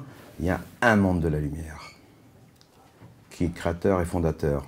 Dans les créatures, il y a des êtres, des entités, alors on peut les appeler les anges si vous voulez, hein, qui sont libres, qui choisissent, qui sont incorporés, et qui donc peuvent choisir aussi de ne pas reconnaître la divinité. À ce moment-là, ça devient ce qu'on appelle des démons. Alors si toutes ces représentations du monde d'en haut, si on prend ces représentations symboliques, puisqu'on ne peut passer que par la voie symbolique, qu'on ne connaît pas, on va découvrir à travers des images, à travers des symboles. Si on prend ça comme au premier degré, il va y avoir des grands problèmes et on va avoir le fanatisme, les dogmatismes naissent de cette incompréhension. L'homme, l'être humain, va découvrir peu à peu. Donc Dieu est immuable, la divinité est immuable, mais l'image que se fait l'homme, l'imago Dei, l'image que se fait l'être humain de Dieu, va se faire progressivement. La révélation va être progressive. Donc entre cette immuabilité des présentations et nos représentations, il y a un cheminement et il y a donc un hiatus où il peut y avoir des déviations, des erreurs, des faussetés, des transformations. On ne connaît pas la réalité divine. On n'en a que des représentations. Le seul moment où éventuellement on pourrait, je ne dirais pas connaître, mais contacter, c'est lors d'expériences mystiques. Donc dans l'expérience mystique, il peut y avoir cette connexion, et où à ce moment-là, dans ce vécu proprement mystique, n'est-ce pas, il y a une évidence. Ce n'est plus une représentation, c'est une présentation. C'est présent, c'est là. Il n'y a plus de discussion, il n'y a plus d'interprétation, ce sont une existence objective. Bah, on voit ça par exemple quand Moïse se révèle, dans l'Exode, quand Dieu se révèle à Moïse et lui dit « je suis ». Voilà. Il n'y a pas d'autre. Alors Thomas d'Aquin, saint Thomas d'Aquin, le mystique, enfin vous connaissez, le fondateur de la théologie, un des principaux représentants de la théologie chrétienne actuelle, lui-même qualifiera la mystique comme une connaissance de Dieu affective et expérimentale. Vous voyez, on n'est plus dans la pensée, là. On n'est plus dans le raisonnement. On n'est plus dans les débats intellectuels. On n'est pas dans les concepts. C'est une connaissance de Dieu affective et expérimentale. Hein, cognitio affectiva seu experimentalis. Donc ce n'est pas une connaissance intellectuelle ni spéculative, mais c'est une expérience. Et la mystique est une expérience immédiate de la transcendance divine. Alors quand on parle de mystique, aujourd'hui, même surtout peut-être dans les grands courants de l'Église, bon, la mystique, d'accord, alors bon, Sainte Thérèse de l'Enfant Jésus, Saint le Padre Pio, enfin bon, mais vous et moi, bon, alors on n'est pas au niveau, quoi. Et ça, c'est terrible. Parce qu'en fait, nous sommes tous appelés à avoir une expérience mystique. La mystique, ça devrait être du quotidien, quelque part. Alors je ne dis pas que ça va se passer tous les jours. Comment avoir la foi si nous n'avons pas une expérience sensible, une connaissance de Dieu affective, expérimentale? Et quand il est possible, et ça peut se presser par exemple quand on utilise de manière correcte les plantes en Amazonie, ça peut permettre d'ouvrir, c'est un espace qui peut permettre parfois cette expérience mystique de contact direct. Alors à ce moment-là, vous ne pouvez plus oublier ça, quoi. Et puis ça vous nourrit, et puis vous avez tout. Ouais, ça change la vie. Hein? Donc ce monde non visible, pour les Indiens, est peuplé de non-humains, d'entités. Alors les anthropologues appellent ça les non-humains, c'est une communauté de langage. Alors pour Jung, ce serait des archétypes. Pour les Indiens, ils appelleront ça la mère des plantes, hein, l'esprit des plantes. Et ces entités sont en lien avec l'être humain, comme des alliés ou comme des adversaires. Hein. Ça peut être des protecteurs, ça peut aussi être des gens qui nous agressent, enfin des entités qui nous agressent. En tous les cas, ils participent d'une possibilité de structuration de l'individu. Hein. Et ils peuvent jouer un rôle fondamental d'enseignant. Donc même quand il y a des infestations, même quand il y a... toutes ces choses-là nous servent pour progresser de manière spirituelle, à la condition d'accepter ce que je disais tout à l'heure, c'est-à-dire ce paradoxe, cette ambivalence, ce déchirement, où quand on ne peut plus rien, on n'a plus les moyens, il reste encore le sceau de la foi. Et là, c'est un sceau. S-A-U-T. Pas S-O-T. Et le sceau de la foi. Et ça demande du courage, ça demande d'être suffisamment désespéré, on n'a plus rien à perdre, et d'avoir du courage. Parce qu'on peut être désespéré et préférer quand même se liquider, comme ça on croit que ça s'arrête. Malheureusement, ça continue de l'autre côté. Alors c'est pas une bonne solution, mais enfin. Voilà.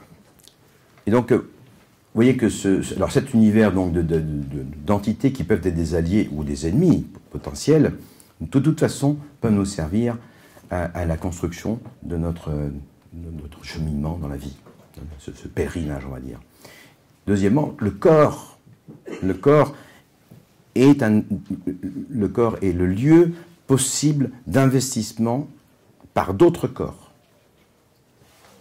Donc des entités spirituelles peuvent par effraction pénétrer dans notre corps. Corps physico-énergétique, si vous voulez. Corps physique, corps psychique, corps spirituel. C'est la pratique de la sorcellerie. Sorcellerie par contagion, sorcellerie à distance, ce qu'on appelle en Amazonie les virotes, les dards magiques par exemple, surgit, il y a toutes sortes de pratiques qui sont pas liées à la croyance. Ça n'a aucune importance que vous ne croyez ou pas à la sorcellerie. Ce sont l'utilisation de lois énergétiques universelles. Donc, un certain nombre de gens, je pense qu'elles sont protégées parce qu'ils disent, bon, ça, j'y crois pas. C'est comme dire, bon, je crois que les antibiotiques, ça ne me fera rien. Ben si, ça va quand même faire quelque chose.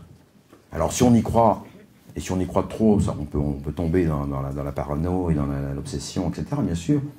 Mais croire, penser que le fait de ne pas y croire, ça ne marche pas, c'est pas de l'ordre de la croyance, c'est de l'ordre de l'expérimentation. Vous voyez. Donc, tout ce qui se passe dans la problématique spirituelle, pour moi, c'est de l'ordre de la clinique. C'est une clinique spirituelle.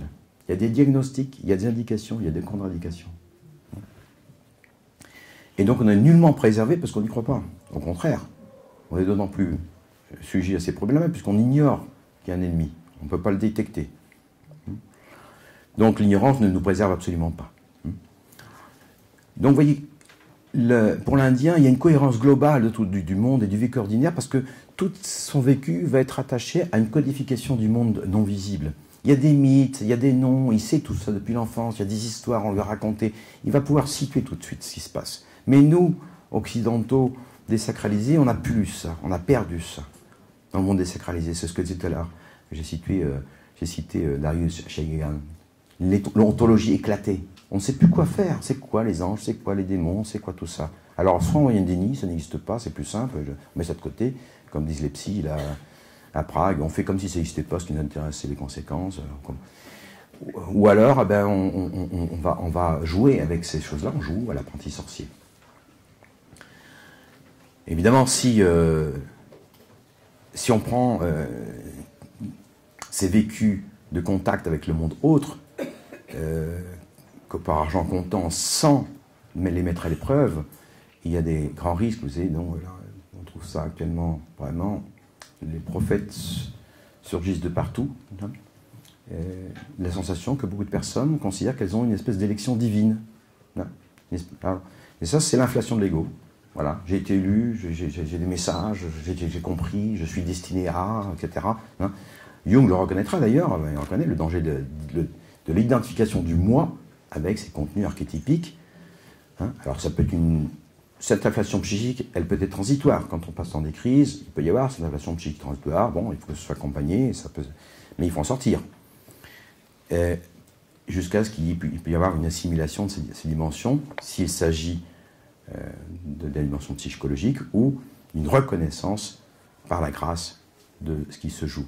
Donc si le moi s'identifie au soi, il perd ses limites, il ne reconnaît pas l'autonomie des forces inconscientes et il va soit se laisser posséder, devenir un sorcier, soit se fracturer, se dissocier, devenir un fou, pour le dire en deux, rapidement. Les Indiens ont une cartographie donc, de tous ces esprits autonomes qui sont préjudiciables à l'âme humaine et dont l'intégration est inacceptable quand il s'agit d'entités négatives. Voilà, tout simplement. Donc il n'y a aucune tolérance par rapport aux démons, aux forces démoniaques, aucune. Et la seule réponse, c'est les mesures exorcistes. Ces mesures exorcistes, donc l'expulsion, mais ces mesures exorcistes doivent être faites de manière correcte et avec un travail conjoint sur le plan physique, toujours le corps. Les infestations s'inscrivent dans le corps. On peut les retrouver localisées dans le corps. Et donc on peut déjà travailler sur le corps pour se libérer. Le chaman va tenter de découvrir les sources extérieures, d'où ça vient. Alors est-ce que cette personne lui a fait un sort? Est-ce qu'elle a été vécue dans un lieu qui est infesté? Est-ce qu'elle a transgressé certaines lois de la vie, etc., qui ont permis cette effraction, cette intrusion.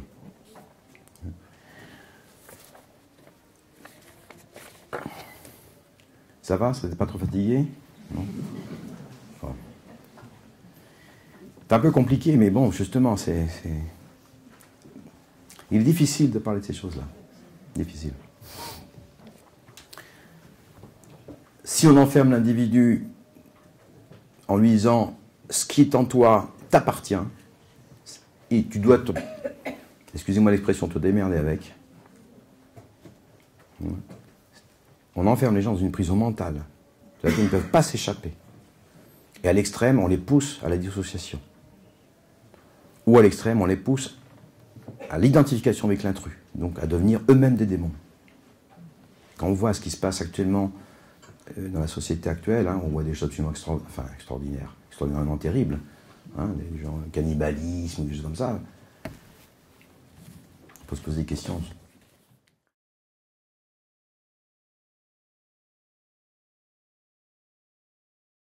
Alors le discernement est très difficile, comme vous voyez, et je me permets de citer, je pourrais citer beaucoup d'exemples, et on n'a pas le temps, mais je vais simplement citer quand même Saint Ignace de Loyola.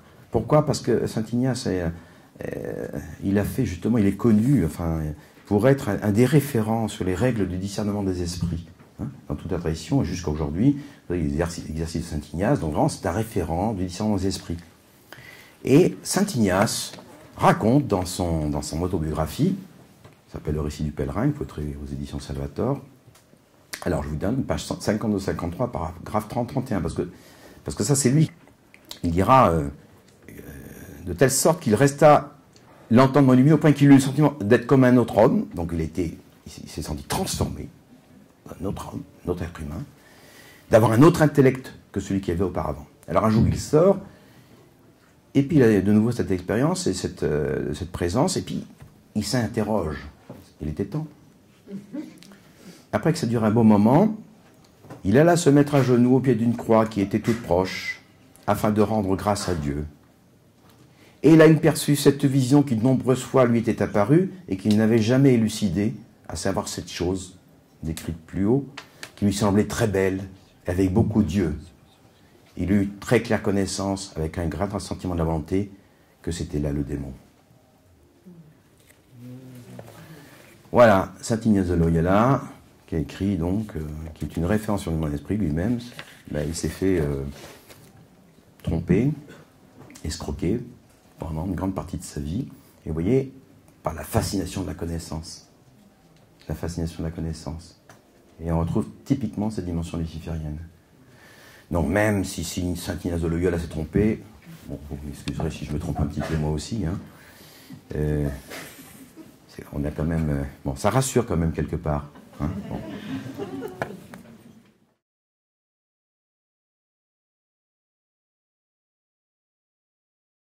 Alors, qu'est-ce que nous enseigne la clinique? Qu'est-ce que nous enseigne la clinique? Je vais essayer d'aller un peu plus vite. Bon. Notre clinique à nous, hein, avec la médecine traditionnelle, eh bien, que les infestations s'accrochent toujours sur des prises possibles. Il y a toujours une accroche, il y a toujours des portes ouvertes, il y a toujours un endroit, on va dire, qui peut être dans la biographie du sujet. Ça peut être des actes conscients, des actes inconscients, ce qu'on appellerait le péché dans une tradition chrétienne, des pratiques spirites, ça peut être l'occultisme, ça peut être à travers la sexualité, ça peut être aussi extérieur, des sorts, de la magie. Ça peut être aussi du transgénérationnel, hérité des ancêtres, des parents, qui ont transgressé à leur manière. Et ça peut être aussi des problèmes psychologiques, émotionnels. Quand il y a des fractures psychiques, des traumas très profonds, il peut y avoir infestation. C'est des portes ouvertes. Donc il va non seulement falloir expulser en quelque sorte cette entité, mais faire le travail de psychothérapie pour fermer cette porte, guérir ce trauma, pardonner, cicatriser. Donc la psychothérapie va de pair avec le travail exorciste. Quel est le but de tout ça? Les infestations, ça mène au désespoir et ça mène finalement au détournement du divin. Toutes les infestations, c'est pour ça qu'il est important d'aller vers le discernement, sont habitées par le mensonge. C'est le travestissement de la réalité. C'est le manque de vérité avec un grand V. C'est donc la malignité, c'est la déformation du vrai. Et les prises sont dans le corps. On peut donc commencer, quand on fait un travail thérapeutique, à intervenir sur le corps de la personne. Alors nous utilisons des plantes, des purgations, des sopladas, ce qu'on appelle sopladas, avec des fumées de tabac, mais il y a aussi l'imposition des mains, la succion, des diètes, des jeûnes. On peut aussi utiliser des objets de protection, les médailles sacralisées. Bon, je ne peux pas rentrer dans tous les détails, il y a beaucoup, mais déjà on peut agir déjà au niveau du corps physique. Il y a des plantes particulièrement, nous on utilise la rosacha, l'ochusamango, mukura, par exemple la kamalonga, etc. Bon. Les infestations sont aussi facilitées par les états modifiés de conscience induits et non contrôlés. Donc là, toutes les prises de drogue, mais toutes les expériences de modification de la conscience avec des plantes ou d'autres techniques qui ne sont pas bien ritualisées, qui sont bien protégées, sont des possibles sources d'infestation. Donc on voit de plus en plus, malheureusement, venir chez nous les gens qui ont pris des plantes interdites en France et qui, après, sont encore plus mal qu'avant. Hein? On ouvre la porte, mais on ne peut pas ouvrir la porte sans le rituel. Il faut savoir exactement. Et le rituel est extrêmement rigoureux. Ouvrir la porte sur le monde intermédiaire, il faut pouvoir ensuite revenir de ce monde intermédiaire, enrichi, et fermer la porte. Et donc, dans ce contexte-là, il ne suffit pas d'être, comme je disais tout à l'heure, brave, et puis, bon, j'ai la bonne volonté, je suis sincère, donc pas de problème, tout va se passer. Non, ça, c'est la sincérité qui est très importante, doit aller de pair avec un minimum de discernement et de connaissance.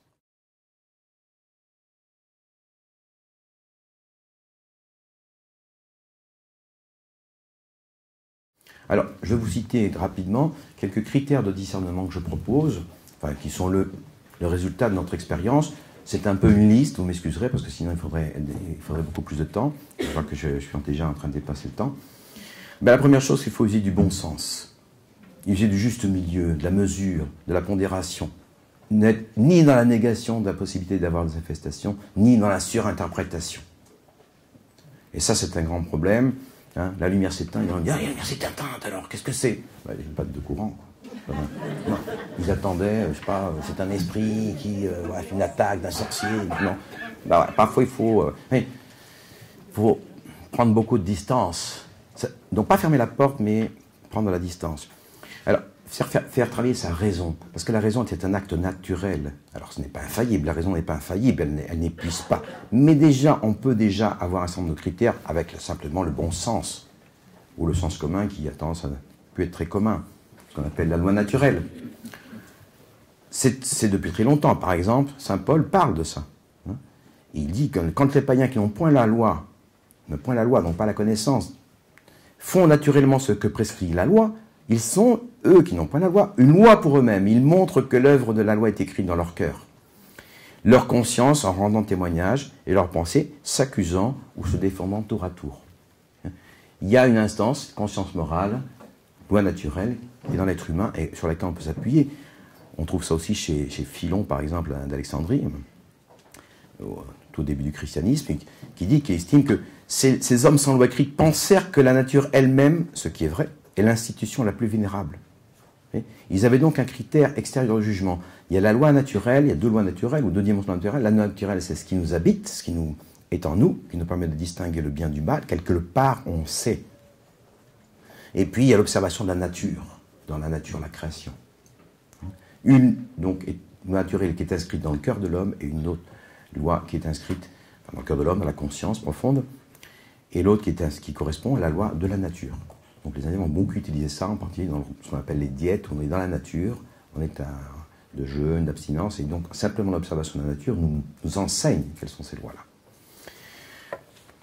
Saint Jean dira, éprouvez les esprits. Si vous avez un contact avec une entité, vous avez l'impression que, oh là là, il faut demander son nom.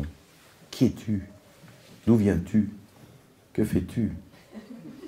Je suis le loup. Éprouvez les esprits.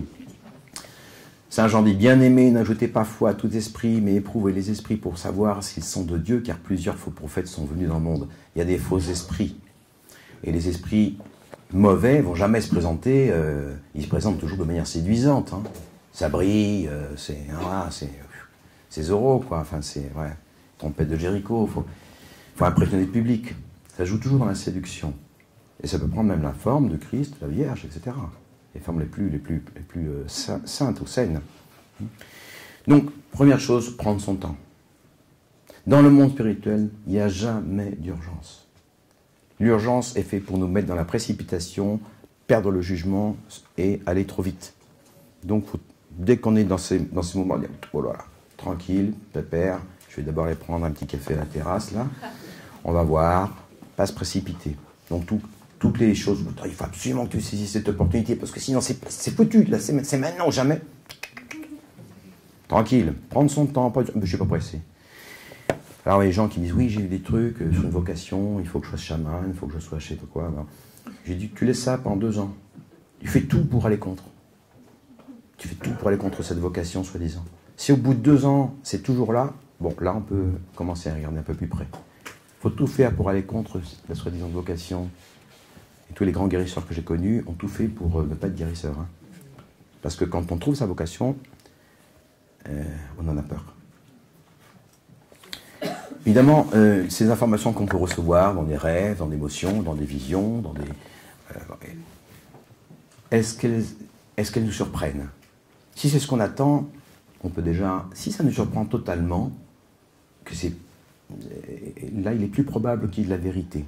Ça ne correspond pas à nos attentes. Alors, il faut regarder, c'est un des critères. C'est pas suffisant. Est-ce que ces informations que nous avons reçues sont cohérentes avec les informations antérieures? Si ça vient du bon côté, il y aura toujours de la cohérence. Il ne peut pas y avoir un jour tu es ci, et le lendemain tu es autre chose. Il faut que tu fasses ça, puis le lendemain il faut que tu fasses ton contraire. S'il y a de l'incohérence, c'est que c'est faux quelque part. Donc les esprits vont toujours nous donner des éléments vrais, parce que sinon, personne n'a... S'il n'y a pas un hameçon, s'il n'y a pas... Bon, ça ne marche pas. Il y a toujours de la vérité dans ce que disent les démons. Il peut y avoir 9 vérités et un élément faux qui falsifie tout le reste. Hein? Donc le fait de dire, je fais du Reiki, j'ai mis les mains, ça marche. Ça ne veut rien dire. Le Reiki est infesté. Je n'ai pas cité tout à l'heure, mais excusez de le dire un peu brutalement, j'ai écrit un article là-dessus, je vous renvoie sur une page internet.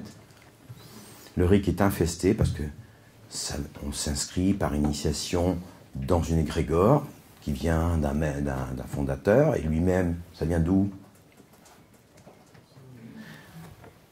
Et alors ça marche? Ben oui, mais ça ne veut rien dire. Est-ce que ça marche sur le long terme? Et est-ce que ça marche de manière générale? Quels sont les résultats sur le long terme? Est-ce que par exemple vous allez mieux, vous dormez mieux que ça, puis d'un autre côté vous avez commencé à avoir des problèmes physiques que vous n'aviez jamais eu avant? Il faut tout regarder. Le bien-être provoqué par ces informations, ces soins, tout ce qui va nous connecter, ne peut pas être passager. Il faut que ce soit un bonheur durable. Est-ce que ces informations nous troublent, nous mettent dans la paix? Si nous avons une information, une révélation qui nous trouble, on peut tout de suite la mettre à la poubelle. Ce qui vient de l'esprit met toujours dans la paix, dans la sérénité. Donc si ça nous trouble, vous voyez, on se sent écrasé. Tu vois, tu as des trucs transgénérationnels, ton grand-père a dû faire des trucs pendant la guerre, je sais pas quoi, là. Est-ce que cette révélation nous trouble ou est-ce qu'elle nous libère? Donc ça c'est important. Est-ce que c'est durable? Se méfier des informations qui correspondent à une demande, une exigence démesurée. Il faut que tu abandonnes tout, ta famille, tu partes dans le désert, tu jeûnes pendant 40 jours, tu ne peux plus manger ça toute ta vie, tu ne couperas plus les ongles, et puis alors là... Ça ne peut pas être contre l'éthique personnelle.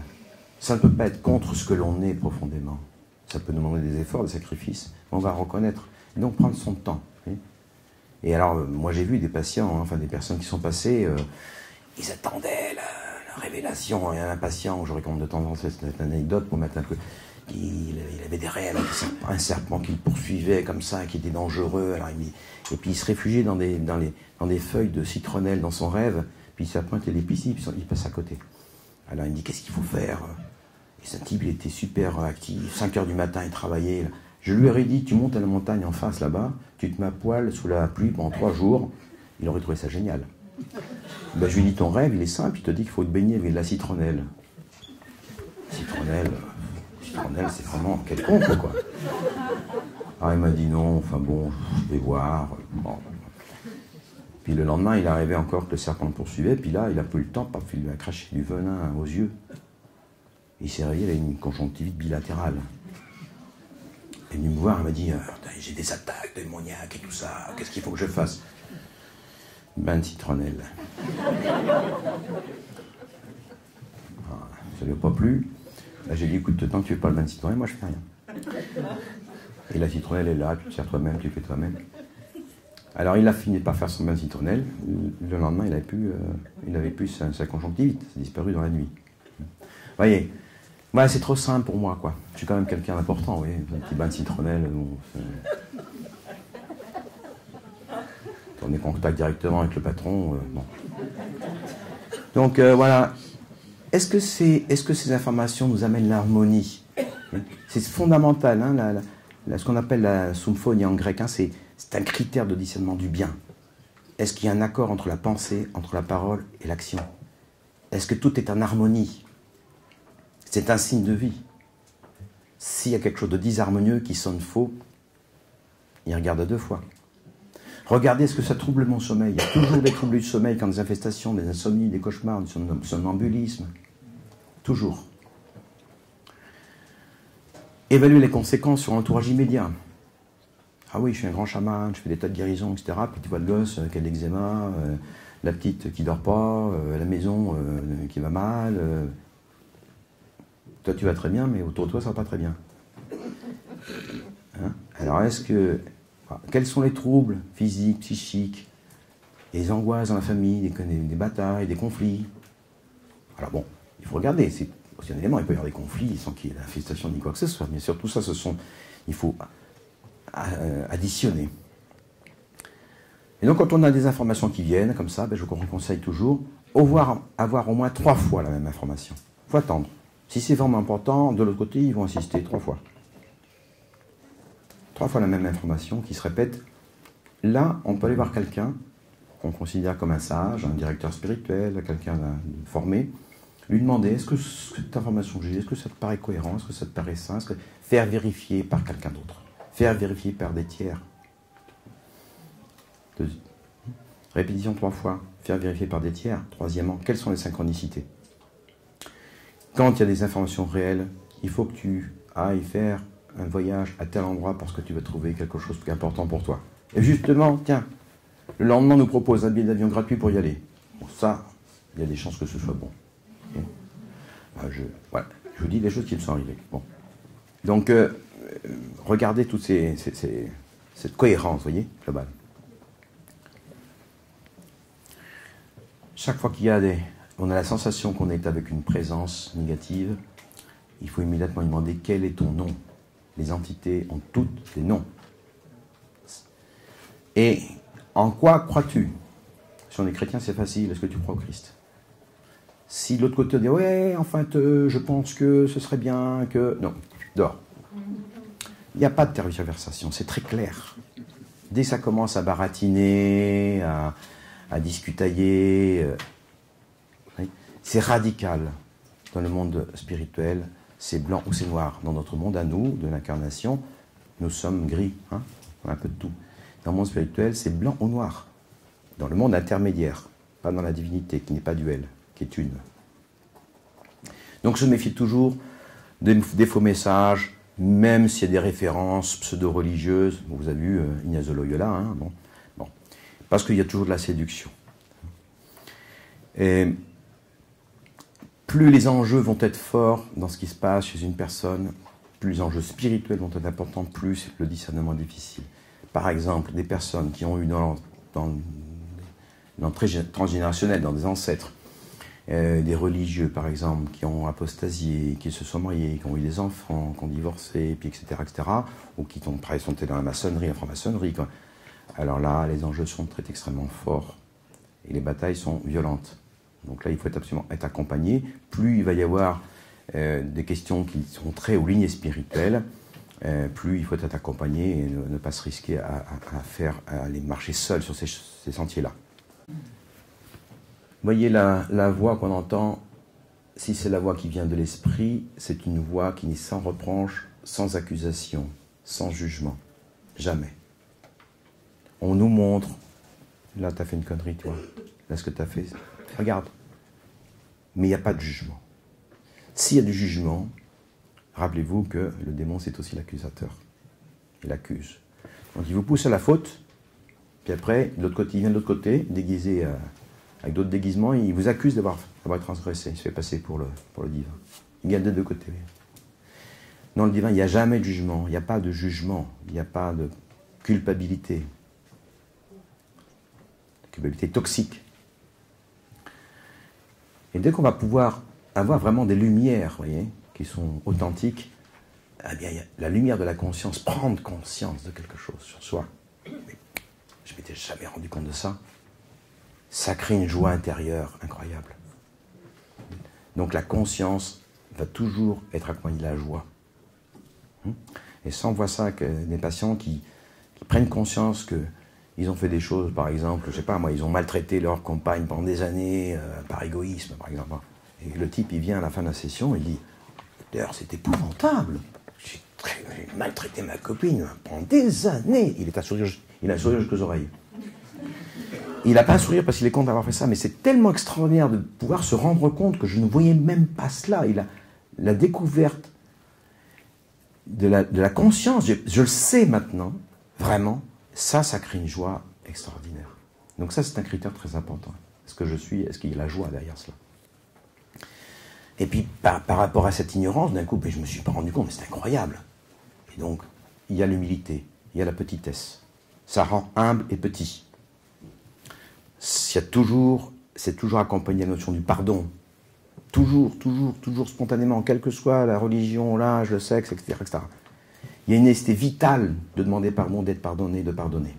Il y a une nécessité vitale simultanée à la louange, à la gratitude. Les gens disent merci, merci. C'est même plus pourquoi ils disent merci.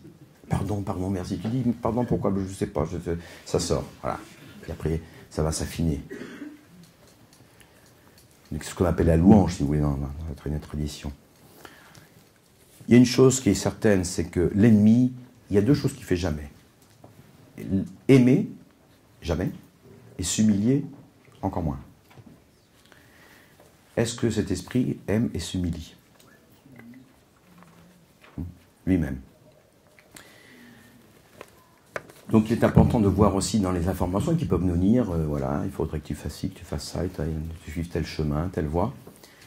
Est-ce que ça conduit à notre bien individuel?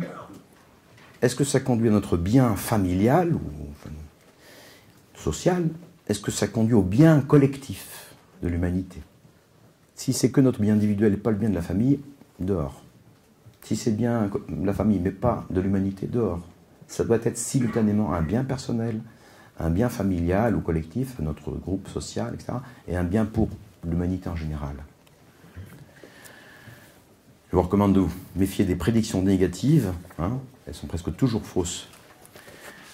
J'arrive à la fin, ne vous inquiétez pas, parce que je vois que Question. Oui. Une petite caractéristique que je vous lis, parce qu'elle est très fréquente.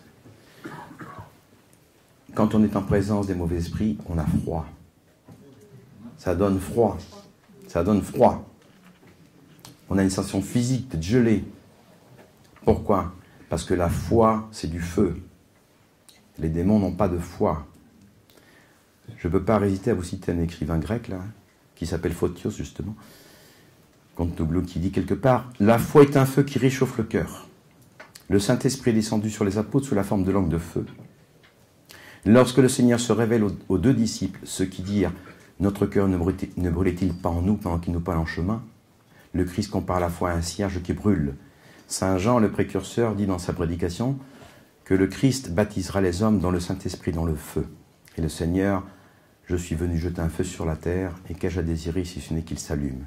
Le caractère le plus tangible de la foi, quand je dis la foi, je ne dis pas la foi religieuse, vous voyez. C'est pas appartenir forcément à une église. C'est la confiance fondamentale que la vie est bonne. La vie avec un grand V. Le caractère le plus tangible de la foi, c'est la chaleur. C'est pourquoi on parle de foi ardente, de foi fervente. Et le signe assuré de l'incroyance, c'est la froideur. Vous voulez savoir discerner si un homme a la foi ou non, si la chaleur se dégage de lui, de ses yeux, de ses paroles, de ses attitudes, soyez sûr qu'il a la foi dans son cœur. Si cependant vous sentez le froid se dégager de tout son être, cela signifie qu'il n'a pas la foi, quoi qu'il dise. Il peut s'agenouiller, baisser la tête humblement, proférer toutes sortes de préceptes moraux avec une voix humble, mais tout ceci respirera une brise glaciale qui vous engourdira par sa froideur. Je vous remercie de votre attention, je ne vais pas abuser de votre temps, et puis j'espère que ça a pu vous apporter quelques inspirations, quelques lumières. Merci.